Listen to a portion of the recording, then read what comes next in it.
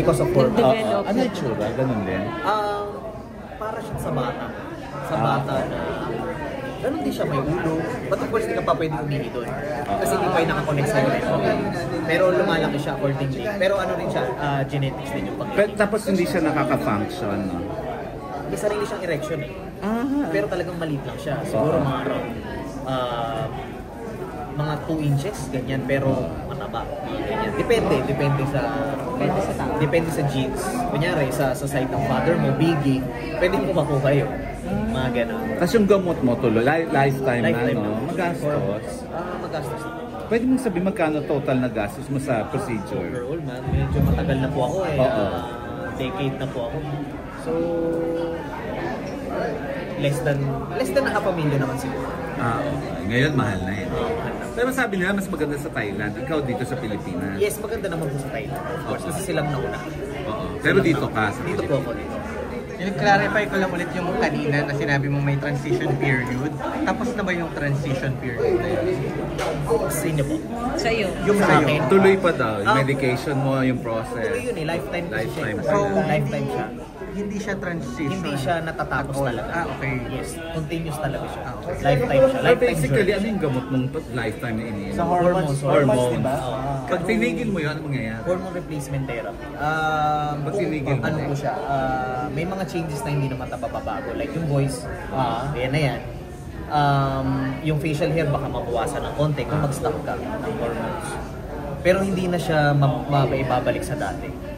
Like for example, kunyari ganito yan. May nanganak ang lalaki, nag-puberty stage ka, so tumataas yung testosterone mo, nagbibinata ka, ganyan. Tapos na-realize mo babae ka pala. Nag-take ka ng hormones ng pangbabae. Di ba maano pa rin yun? Malakas kasi ang testosterone. Boses, deep na. Yes. Lalo na pag trans mo ma. Pag-puberty. Nahil mo na kasi yung puberty. Sa akin kasi, di ba, nag-transition ako at the age of 24 medically. So, dumaan ako sa teens.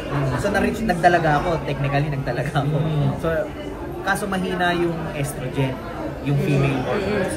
So, nung nag-transition ako ng 20 plus ako, natabunan yun. Ganon kasi kalakas yung testosterone compared sa estrogen. Kaya yung mga trans woman, marami silang iniinom na gamot. May mga estrogen blockers pa, ganon. Lalo kung hindi pa operado, may balls. So meron silang natural testosterone sa katawan na produce. So yun yung ano, kaya yung testosterone kasi strong ano siya eh, strong hormones kasi siya. Ikaw mukha ka talagang lalaki. Paano pala yung menstruation? Pagka once in your hormones na, mag-i-stop siya. Titigil siya. At hindi rin siya masama kasi nga hindi ka na nag-produce. Wala. Pagka nagpa-check ka, kunyari, transrectal or vaginal, yung estrogen, yung hindi, sorry, yung ano ba tawag dyan? Ultrasound. Halos hindi na makita yung mga reproductive organs mo kasi nag-shrink na siya. Para siyang mga menopause women. Nandyan lang siya kung di mo siya patanggal, pero down siya. Kasi nga, wala ka ng monthly period. Kasi nga mataas na yung testosterone. Neil, kwento mo naman yung yung transition naman ng family mo kasi sabi mo hindi ganun kabilis na i-accept from Madonna to someone else. Actually, mahirap talaga yun. And sana yun din yung nire-recommend ko sa iba na gusto mag-transition and yung mga younger generation na it takes time talaga. Hindi natin pwede madaliin yung mga tao sa paligid. Pwede yan, kunyari, stranger, di ka naman niya kilala. Parang nasanay, ngayon ka lang magpapakilala, okay lang yun. Pero yung mga kasama mo na mula paglaki mo, magulang mo, siyempre nasanay na sila na tinatawag ka ng mga female pronoun o yung meron silang name na binigay sa'yo. So, once na nakilala mo yung sarili mo, kailangan mo rin hintayin at maging patient ka sa mga tao sa paligid. Kasi minsan, yung mga iba, like napagdaanan ko naman yun. Pero hindi naman ako parang nag-rebelde sa pamilya ko. Yung iba kasi na feeling nila hindi sila naiintindihan. Kaya naghahanap sila ng kalinga sa iba tao. Minsan napapasama pa, di ba? Kasi nga feeling nila hindi sila naiintindihan dahil ito na, nahanap na nila yung sarili nila eh. Once na nahanap nila yung sarili, saya ko na, ito pala ako, kaya pala hindi ako masaya na tomboy or parang hindi ko in-identify yung sarili kong tomboy kasi transman pala ako. Kasi ito yung pamilya ko, hindi nila ako maintindihan, di ba? Parang ganun. So, kayo ba dito sa Philippines, meron din kayong mga support groups? Yes, meron po kaming support group. Meron po akong tinayong organization. It's non-profit organization. Ano pangalan? Association of Transgender Men of the Philippines siya. Pero sikat po siya as Transman Philippines. Anong year na? Sorry, anong year mo? na-establish siya ng 2012, nag-start ako mag-transition ng 2011. Sabi ko sa sarili ko, kailangan ko ng support group. Kasi nandito ako nag-start ako eh, walang ibang makakaintindi sa akin kundi yung kapwa. Siyempre. Yes. May figure ba tayo? Ilang members? Ilang members? Siguro around na kami, almost 300 na kami. Kasama yung mga OFW na mga trans. Puro Pinoy kayo? Pure Pinoy. All over the Philippines ang All members. over the Philippines and mga OFW. Paano yung membership? Ano? Ay, yung membership, medyo mahigpit kami sa membership kasi ayaw namin mapasukan kami ng lesbian or tomboy. But of course, sabi ko nga sa inyo mas yung closest friend ko pa nga mga tomboy and lesbian eh. I mean, wala Pero akong you just want to problema. keep it like Yes. that. So, paano nyo chinecheck? Ano po, may interviews kami, maraming pinagdadaanan. Physically, may physical check? Minsan may physical sila kung within the area lang, yung mga HR managers. So pag hindi, more on online. Kasi makikita mo naman yun eh. During Okay. the mga interviews and all, dadayain lang nila. Pero kung dadayain nila, ay nagpasal lang ako online. Nakita ko yung interview ni Kuya Neil, ito rin sasabihin ko, di ba? Parang nasa sa kanila na yun. Anong klaseng support yung naibibigay Nakukuha sa isa't nila. isa? Ay, syempre malaki. Kasi syempre, kasi kung hindi ka trans man, pero yung mga physical changes, mga operation, hindi yan maintindihan ng mga lesbian. Which, kahit mga friends ko, maraming nag-friendship over sa amin kasi hindi nila ako maintindihan na ba't kailangan ko pa mag-transition, sasayang lang ako ng pera dyan. Diba? Pero siyempre naniniwala talaga ako pagka tunay mong kaibigan, mag-stay yun sa'yo. Naiintindihan ka eventually. So yun, when it comes lalo sa medically transition, napakahalaga ng support group. Last na lang, sa parents mo, sino ang nahirapang tanggapin? Siguro yung mother ko, kasi single mother siya. Wala father mo? Nandiyan yung father ko, alam ko visible siya, okay naman kami. Pero ang nagpalaki talaga sa akin, mother ko. So siya ang nahirapan na tanggapin? At first, lalo nung bata ako, kasi gusto ko pag pumunta kaming mall, damit ng panglalaki. Tapos, naalala ko, ano ba yan? Ba't ganyan ang bibili mong damit? Nakataw pa ako ng payong kasi parang nagsasayang doon ako ng pera. Bakit ganyan yung pinipili kong damit? And then nung siguro mga first year ka high school, tutubuhan ka na ng breast, di ba? Gusto ko mag-bind. And that time hindi pa alam yung mga bind na ganun eh. Hindi ko lang alam kung paano mangyayari yun. Kung parang nagtingin ako sa Tobis ko siya nakita, sa store. Ano siya, protection siya sa, may mga injury sa ribs, ata yun o sa back. Sabi ko baka pwede ito sa chest ko, ganyan. Eh sabi ko sa mama ko, gusto ko yan, ganyan. Ayaw niya, syempre, yung takot ng mama ko lang, baka magka-cancer ka, ganyan. Ano ba ginagawa mo? Tumutubo pa lang yun, hinaharang mo na. Ganon, so... Iyan, wala na yan. Wala, nagpa-opera na ako. So parang... Kilala kayo ni Charis? I think kilala niya yung organization, pero hindi pa kami nakapag face-to-face. Neil, paano yung ano mo, spouse, partner, paano ka sinuportahan sa transition mo? Kasi alam niya na nung lesbian ka pa lang, kilala ka na niya, di ba? Paano yun? At first, hindi naging madali. Aside sa mother ko, mas nahirapan ako sa wife ko na ngayon. Anong name niya pala yung wife mo? Catherine. Catherine. Ayaw niya. Oo, kasi nga parang, syempre nakilala niya na ako as, syempre that time, mga alam lang, butch. Butch, yeah. Ganyan. So parang sabi niya, satisfied na siya dun sa ganun ko itsura, mahal naman daw niya ako. Baka magkasakit daw ako, baka kung anong raw yan, ginagawa ko sa katawan ko, baka, di ba? So sabi ko sa kanya, honestly sinabi ko sa kanya na hindi ko naman ito ginagawa para sa'yo. Although masakit itong term na to. Pero gusto ko kasi maging totoo sa kanya. Siyempre nung una, narinig ko lang yung mga sinasabi, ay ganyan. Pero nung alam ko parang seryoso na, tinapat ko na siya. Sabi ko sa kanya na hindi naman ako magta-transition para sa'yo or para sa atin. Kung ginagawa ko to para sa sarili ko. Kasi ito talaga ako eh. Gusto ko maging masaya, gusto ko maging malaya. Karoon ka rin ng girlfriend? Before? Madami. Boyfriend? Wala. Teka, kanina sabi mo may anak ka? Oh, may daughter sila, may daughter. Nag-undergo kami ng test. Hindi, sino Nag-adopt nanganak kayo? siya? Yes. Tapos, sino ang may donor? Ganun. Sa family. Mo. So at least talagang related pa rin sa yung Blood daughter. related pa rin. Blood related. Ilan taon na daughter niyo? 1 year something. So pag DNA yung anak mo, kadugo mo pa rin, di ba? Kasi At least galing 25. sa pamilya mo, no? Paano naman yung proseso na yun? Anong ginawa? Mental conditioning din yun? Actually, ano na talaga namin yung pinagplanuhan na namin yun for so many years. Kasi matagal na kami. 2009 pa kami. So, hindi magkakaedad na rin kami. So, sabi ko parang it's about time na kung di natin to gagawin ngayon, baka mapaglipasan tayo ng panahon. na baka hindi na natin magawa, kakaantay natin ng tamang moment, di ba? So, nagpapasalamat ako na we have found a doctor, pero hindi ko na siya pwede mention. Medyo sensitive kasi yung part na yun. So, yun, na may tumulong sa akin. Kasi nagtutok ako sa mga doctors nationwide. OB-GYN, endocrinology. So, marami akong nakilala mga doctors. Kasi pagtapos ng talk ko, ganito rin, interview nila ako, ganyan. Nagkakaroon ako ng friends na yun na tumulong sa amin. Yung if you don't mind, yung father, may connection sa inyo, visible, may participation. Yes, oo naman. Pero hindi walang yung parang something na pupunta, ganyan. Walang ganun. Yung mga bata din, hindi nila alam. Wala. Ilan Isa taon na lang, ba? isa Bata lang. po isa pa lang. 1.5. Pero hindi ko plano ilihim yung super out ako. Pag mapanood niya lang yung mga interview ko, alam na yun. Hindi, yung tatay niya, yung Relative donor, mo? Ay. pakilala niyo. Hindi kami ganun Hindi kami ganun ka-close. Pero relative mo? Oo, sa akin.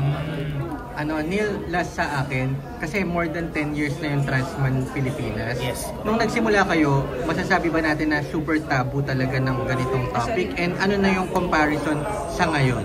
Good question. Actually, sobra talaga. Yung organization namin before, ang main goal kasi noon, aside sa support group, gusto namin makahanap ng doktor, ng hospital or clinic na tutulong sa amin na pwedeng mag-cater sa situation namin. So, kaya before Wala pa. Meron na ngayon actually. Good thing, no? Nung 2014 siguro, nakipag-collab kami sa isang clinic sa may baba ng Shangri-La. I forgot the name lang ng clinic. Then yun, nagkaroon kami ng MOA once na member ka ng organization, hindi ka na makaka-receive ng mga discrimination, alam na yung kailangan mong i-cater sa'yo. Then eventually, ngayon marami na, may med clinic na, sa Medical City. Meron na rin sa Manila. Ilan lahat? Ay, sa ngayon, meron na rin sa Victoria. Siguro mga 3, talagang na-announce sila, meron silang tinatawag na gender clinic. Pag pumunta ka doon, sinabi mo na, sa tingin mo transgender ako, step by step may tutulong na sa'yo. Una mo na psychologist, itatrack ka talaga kung totoo ka bang, yun ba talaga, transgender ka ba? Then hanggang sa bibigyan ka na ng prescription. But of course, siyempre kailangan pa ng mga test nun. So may mga endocrinologist din. So kompleto na siya. So masasabi ko yung isa sa mga main goal ng organization namin, nagawa namin. Yun, yung gusto ko kasi yung may malalapitan. Ayoko na yung katulad ng naranasan ko before na talagang wala nakakaalam na situation namin, na makaka-feel ka talaga ng discrimination na parang anong gagawin mo? Parang ganyan, parang wala namang ganyan. Doktor to wala namang ganyan. Parang pag babae, nakatumboy yun. Magtitake ka ng ganyan. Ako, delikado yan. Actually, nag-guide sa akin before kasi friend ko sa US. Kasi doon legal Hindi to walang may alam ng situation namin. Pero ngayon, so far, ang laki na siyempre, of course, laki na nagawa ng social media. 2023, gumawa ako ng play yung TikTok. Yes, TikTok. Kung narinig niyo yun. Ay, oo, doon pa Yung kay Jay nakataunang Cuenca? surprise. Kasama si Jay. Naalala ko sa kanya. Oo. So, yung story of 5 men yun Oo. Ikaw nagsulat. Hindi. Artista Nandun siya. ka. Oo. Ako yung gumanap doon na transman days. Pero magkaiba yung story namin. Hindi ko na nag-press. napag-uusapan siya ngayon. Kasi ako minsan may na-interview na kami, tapos na-experience ko na parang nagkikita ko offend. Ganyan. Ano yung mga bagay na gusto mong malapis maintindihan ng mga tao na pag-ingatan? Siguro Yung hurtful. Siguro yung sa lower surgery. Okay. So pwedeng pag kunyari wag pag-usapan muna natin na tayo lang walang mga di ba? Yung mga ganun. Or tipong parang wag yun maka-broadcast na sobrang. Sa akin, hindi siya issue Hindi siya issue. Kumbaga, pero Importante kang magsalita. okay lang naman sa akin kasi alam mo yun, people hate what they don't know, di ba? Pag hindi nila alam, pag walang nagsabi sa kanila, hindi nila maintindihan. Pero mostly ng mga trans men na kakilala ko, na-offend talaga when it comes sa lower surgery pag yan ang tinatawag. Tapos yung mga dead name na tinatawag, kasi yung mga yung namin, yung mga legal names namin, di ba? Kasi kumbaga, ngayon gusto ko Neil, pero ang pangalan mo before Madonna or something, di ba? Parang ayaw nang pag-usapan yung mga ganong mga dead name na tinatawag. Last lang sa akin, sorry na late kasi ako. Kailan yung, kasi sa generation natin, ang alam mo before lesbian, gay, ganyan. Kailan nagkaroon ng concept ng trans man? Ayan pala ako. May nagawa ba yung internet ko? May kinalaman. Sa akin kasi nalaman ko siya through abroad. Sa abroad ko nalaman, nanonood ako So parang sabi ko, di kaya inaano lang nila. Mayroon yung 1 month on testosterone, nag-iba yung tsura. 2 months, parang nagbabago yung boses. Sa isip ko lang, parang totoo kaya yan. Pero at the back of my mind, college pa lang ako, gusto ko nang tumuan ng facial hair, paano bababa ang boses ko, pero hindi ko alam kung paano ko gagawin, hindi ko alam kung imagination ko lang yun or something. Kaya nung nakita ko siya, through YouTube ko siya nakita sa abroad. Sabi ko, possible pala mangyari yun. Ganun. So may effect talaga ang social media. Oo, doon talaga. Laking tulong nun kasi kung hindi ko nalaman yun, syempre, baka tumanda na lang ako na hoping. Na hindi mas diba parang, kasi ang problema ko before, hindi kasi ako dumaan sa yung parang long hair na parang makeup na tomboy na gano'n. Hindi ako dumaan sa gano'n eh. So parang sa akin talaga parang lalaki agad ako eh. Gano'n yung pakiramdam ko noon. Kaya lang pag nagsalita ako, yun na. Kasi di ba female voice ka eh. Tapos iba pa rin ang itsura ng babae. Mahalata mo pa rin. So yun yung problema ko, hindi ako makapag-interact sa tao. Kahit simpleng pag-order lang sa mga fast food. Pag ikaw na, di ba, magsasalita ka. Ganun pa eh, sir, ma'am, pag nagsalita ka na, ay, ma'am, di ba? So parang, doon pa lang talagang offend na ako na hindi ko alam kung paano. Pero hindi ko naman siya pwede, matawagin mama. Di ba? Kasi, pinanganak ang babae, so hirap. Ngayon kasi, na-establish ko na kung ano yung nararamdaman ko sa loob, yun yung nakikita ng tao in the outside. Last question. Sige. Last ko na talaga. Speaking of social media kasi, talagang hindi pa rin tapos yung negative na connotation every time na nadidiscuss itong topic na ito. Ano yung pwede mong message sa kanila na 2025 na modern times na dapat? Ano ang message ng founder ng Trashman Pilipinas?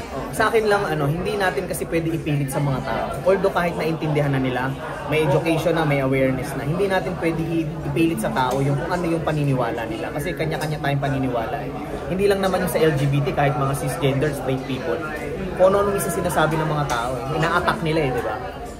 Sa akin lang, siguro wag nilang tanggalin yung respeto and humility bilang isang tao. Kasi kapag meron ka nun, magkakaroon ka ng understanding, magkakaroon ka ng parang hiya sa sarili mo namang bash ng tao kasi parehas lang naman din kayong tao and that person deserve respect and to be kung di mo kayang respetuhin, di civil. Ganun ba? So yun. Huwag lang natin i-dictate. Last question. Sobrang accomplished ka, kilala ka sa iyong community, madami ka nagawa. Happy ka ba ngayon? And ano ba yung gusto mo ma-achieve physically and socially? Sa akin siguro sa ngayon, masaya ako kasi live the moment lang ako eh. Ako yung taong hindi ko pinipilit yung mga bagay-bagay. Actually ito, hindi ko alam na mangyayari to. Hindi ko alam, siguro naniniwala ako sa manifestation.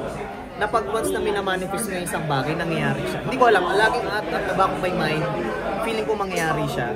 Kahit yung TikTok, ito, yung mga nangyari sa akin, hindi ko siya pinilit na parang, alam mo yun, nagpakahirap talaga ako na gano'n. Hindi naman sabihin mo napakayabang ko, di ba?